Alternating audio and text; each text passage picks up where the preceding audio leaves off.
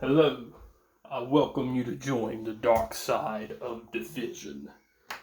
Today we'll be looking at division with remainders. First, let me grab my marker. Nope, this is not my marker. Here's my marker. So we're going to be looking at division with remainders. With any division problem, if you can follow these 4 to 5 steps, you'll solve it every time, as long as you know your multiplication and division facts. The first step is to divide. The next step is to multiply. The third step is to subtract. And the fourth step is to bring down. And then for number 5, you start back up at the top and you repeat it all again. So we are going to be looking at this. So first we're going to start with our 8. In a division problem, this 8, the number outside of here is called your divisor. The number inside of here is called your dividend. Your answer will be your quotient. So I'm going to start looking at my divisor, and I'm going to say how many times can I divide 8 into 14. Now if I know my 8 times tables facts, 8 times 2 is 16, so that's bigger than 14. So I can only divide 8 into 14 one time.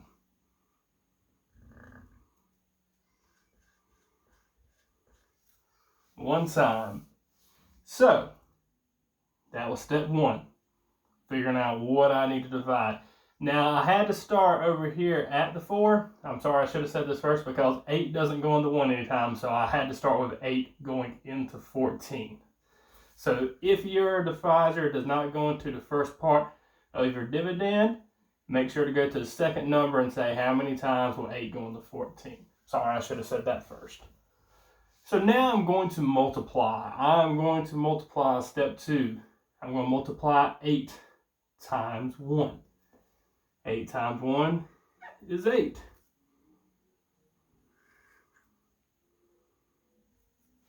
Oh, I'll grab my little marker.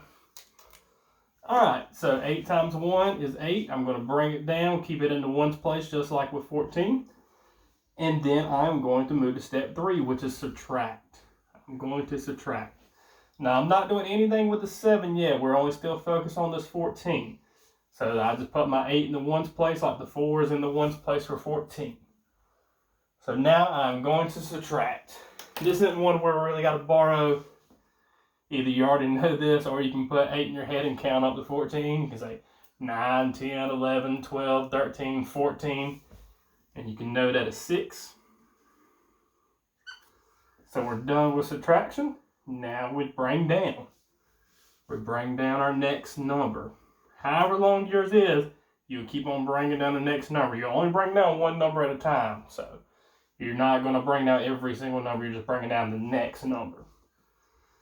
So 67 is what I have now. So now I'm going to say how many times, I'm going to go back to dividing, how many times will 8 go into 67? Going by my times tables, I know 8 times 8 is 64. So that's as close as I'm going to get to 67. So I'm going to go ahead and put 8 up here.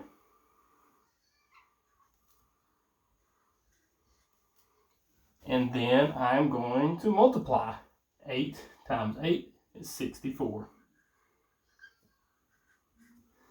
Then I'm going to go to step 3. I'm going to subtract.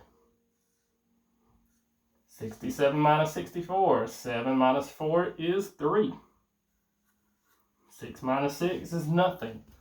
So, my remainder will be 3 because there's nothing else for me to bring down.